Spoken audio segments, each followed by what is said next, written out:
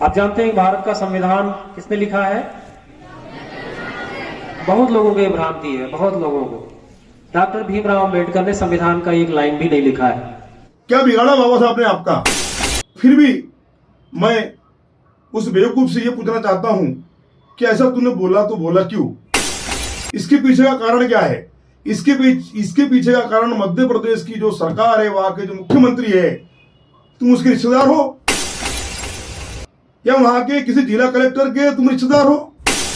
आपके वजह से, आप जैसे लोगों के वजह से इस देश में आतंकवाद, उग्रवादी जैसे नक्सलवाद जैसे लोग पैदा हो रहे हैं। वो तुम्हारा प्रिंसिपल नहीं है, वो राक्षस है, और उस राक्षस के मुंह पर कालिक लगाकर उसको स्कूल से बाहर कर दिया जाए। अभी मेरे को मालूम है तू अभी माफी भी मांगेगा। जो पद के रूप में सबसे ऊपर प्रतिष्ठित हो और फिर उसका पालन करना अपने आप में एक अनूठी मिसाल रही है। आप देखें, भारत का संविधान गढ़ने के लिए, रचने के लिए बहुत सारी लड़ाइयां लड़ी गई कि हम अपना कानून लागू करें।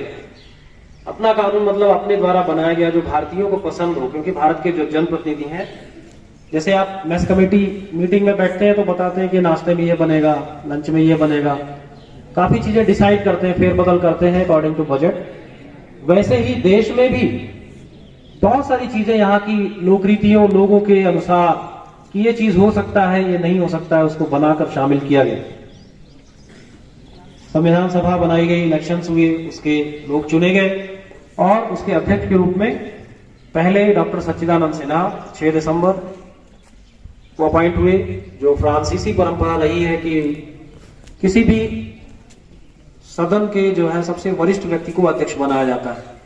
उसको हमने फॉलो किया और उनको अध्यक्ष बनाया, अस्थायी अध्यक्ष।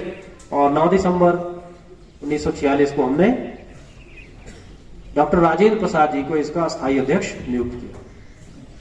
भारत के संविधान को गढ़ने वाले बहुत सारे लोग विभिन्न देशों का दौरा करते रहे। उन्होंने वहां के संविधान का अध्ययन किया। जिन संविधानों का अध्ययन किया गया प्रमुख देशों में अगर देखें तो जापान, रशिया, आयरलैंड, ब्रिटेन, संयुक्त राज्य अमेरिका, कनाडा, ऐसे बहुत अच्छे अच्छे देश, जर्मनी जैसे देश शामिल रहे, जिनमें विकसित भी थे, विकासशील भी थे, और उनको पढ़कर उनकी परिस्थितियों को अपने यहाँ से मेल खाते हुए शामिल करने का व्यवस्था की गई। उन पे चर्चाएं हुई और चर्चा होने के उपरांत फाइनली 26 नवंबर 1949 के दिन संविधान को फाइनली साइन किया गया। आप जानते हैं भारत का संविधान किसने लिखा है? बहुत लोगों को ये भ्रांति है, बहुत लोगों को। डॉक्टर भीमराव अंबेडकर ने संविधान का एक लाइन भी नहीं लिखा है। डॉक्टर बाबा साहब भीमराव अंबेडकर जी ने संविधान की एक लाइन भी नहीं लिखी है। संविधान को लिखा है प्रेम बिहारी नारायण रायजादा ने। किसने लिखा है?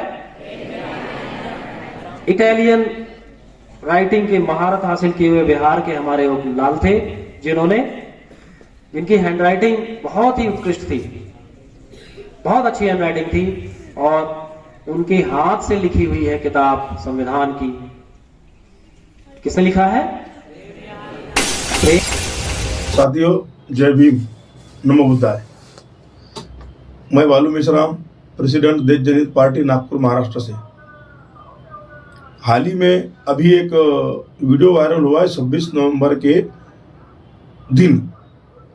इसको पूरा भारतवर्ष भारत पर्व पे मनाया जाता है।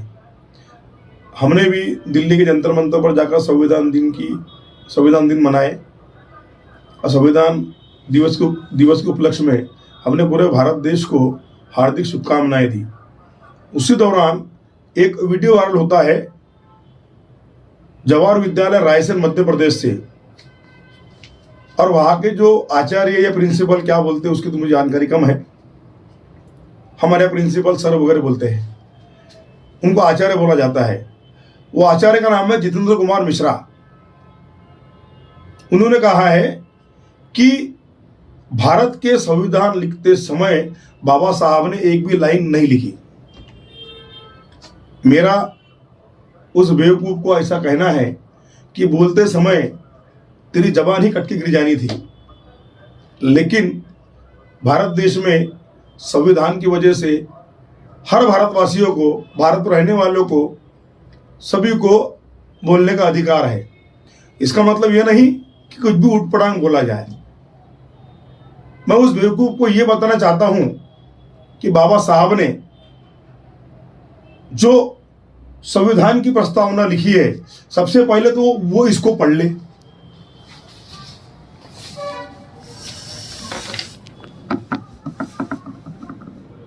और उसके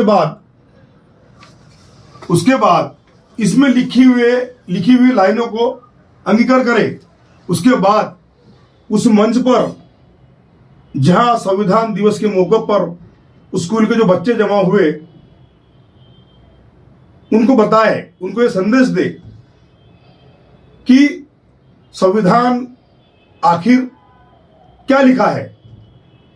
संविधान में अच्छे, उनकी प्रस्तावना में इतना बढ़िया लिखा है, समता, स्वातंत्र, बंधुता और न्याय।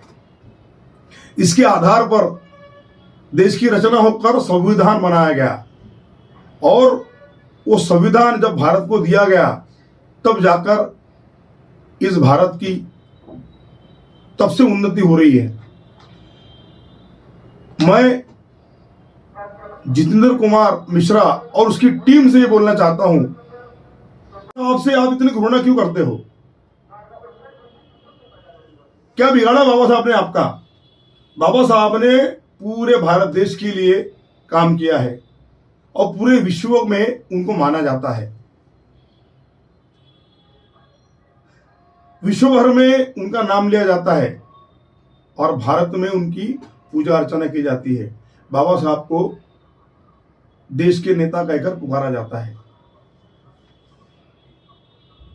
फिर भी मैं उस बेवकूफ से यह पूछना चाहता हूं कि ऐसा तूने बोला तो बोला क्यों? इसके पीछे का कारण क्या है? इसके पीछे का कारण मध्य प्रदेश की जो सरकार है, वहां के जो मुख्यमंत्री है, तुम उसके रिश्तेदार हो या वहां के किसी जिला कलेक्टर के तुम रिश्तेदार हो? तुमको इतनी बोलने की आजादी कैसे दी?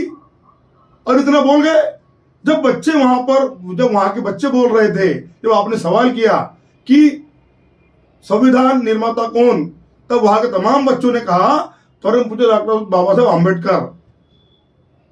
और आपने उनकी बातों का खंडन करके अपनी बात मनवाना चालू कर दिए। आप वो स्कूल में आप बच्चों के साथ खिलवाड़ कर रहे हो और वो बच्चों को आप अच्छी शिक्षा नहीं देना चाहते। आपके वजह से, आप जैसे लोगों के वजह से इस देश में आतंकवाद, उग्रवादी जैसे नक्सलियात जैसे लोग पैदा हो रहे हैं। आप ऐसी शिक्षा बच्चों को दे रहे हो जो बच्चे अपने आने वाले भविष्य में अच्छा काम न कर इस देश की बर्बादी करने पे उतारू हो जाएंगे। फिर भी मैं वो बच्चों को ये संदेश देना चाहता हूं कि बच्चों, आपके जो दिमाग में जो फीडिंग है, और आपने अपने सर को जब जवाब दिए कि बाबा संविधान के निर्माता परम पूज्य डॉक्टर बाबा साहब अम्बेडकर है, और ये सही है बच्चों। अभी आने वाले समय में जब भी आपकी स्कूल में आप जाते हो तो बच्चों को मैं ये संदेश देना चाहता हूं कि वो तुम्हारा प्रिंसिपल नहीं है, वो राक्षस है, और उस राक्षस के मुंह पर कालिक लगाकर उसको स्कूल से बाहर कर दिया जाए। और मध्य प्रदेश सरकार से, वहां के मुख्यमंत्री से मेरा ऐसा बोलना है कि मुख्यमंत्री महोदय, आप उसको त्वरित बर्खास्त करें, उसके ऊपर कठोर से कठोर कार्रवाई करें और उसके ऊपर गुना दाखिल कर उसको सस्पेंड किया जाए, और उसको भारत के संविधान के बारे में और जानकारी ले, तब जाकर माइक पर बोले। और बच्चों से मैं ये कहना चाहता हूं, स्थानिक बच्चों से, स्थानिक युवाओं से, मध्य प्रदेश की जनता से, कि हमारी जो जनता है, हमारे जो लोग हैं, बाबा साहब के बारे में इतना बुरा कैसे सुन सकते हो? वो आने वाली पीढ़ी को बर्बाद करने वाला आदमी है। इसका नाम है जितेंद्र कुमार मिश्रा। अभी मेरे को मालूम है तू अभी माफी भी मांगेगा, लेकिन बोलने से पहले जरा जबान पे क्या बोलना है उसका विचार करना चाहिए। साथियों, मैं मध्य प्रदेश की जनता से, तमाम भारत की जनता से मैं ये बोलना चाहता हूँ कि आने वाली पीढ़ी को खराब करने वाले मिश्रा और मिश्रा की टीम, इनको कड़ी से कड़ी कार्रवाई हो, इनके ऊपर गुना दाखिल हो और उनको सजा मिले, ये मेरा बोलना है। और इसी के साथ मैं ये बोलना चाहता हूँ साथियों कि जब तक सूरज चांद रहेगा बाबा साहब आपका संविधान रहेगा, और जो संविधान को नष्ट करने की बात करेगा हम भारतवासी उसको नष्ट करने का काम करेंगे। जय भीम, नमो बुद्धाय।